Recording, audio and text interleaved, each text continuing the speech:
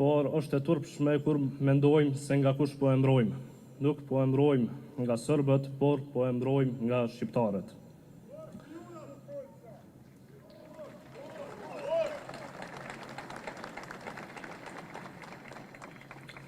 Sot nuk jemi mbledhur këtu vetëm në një shesh qyteti. Sot jemi mbledhur në një moment ku ndërgjegja e një shoqërie vihet në provë, sepse ka raste në histori kur një popull duhet të vendosë, a duhet të hesht përballë shtrembrimit apo duhet të ngrihet në mbrojtje të së vërtetës.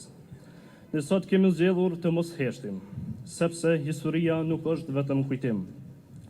Historia është themeli mbi të cilin qëndron një shtet, dhe kur ai themel fillon të lëkundet nga pasaktësi, nga haresa, atëherë nuk rrezikohet vetëm e kaluara, por e gjithë e ardhmja. Ne nuk jemi këtu për të krijuar zhurmë, jemi këtu sepse ndërgjegja nuk na lejon të qëndrojmë të heshtur.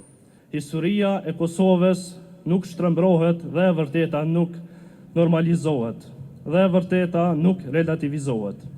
Kujtesa nuk përdhoset, dinjiteti i Kosovës nuk preket.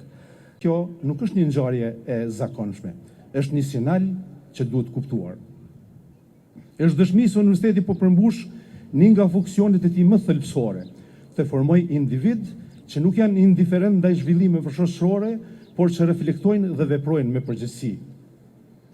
Ajo që po ndodh sot këtu nuk është një reagim i zakonshëm publik, është një moment që kërkon një qasje të balancuar dhe të matur.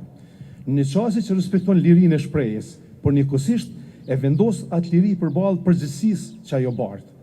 Një qasje që lejon debat, por nuk pranon deformim të vlerave themelore mbi të cilat qëndron shoqëria jonë.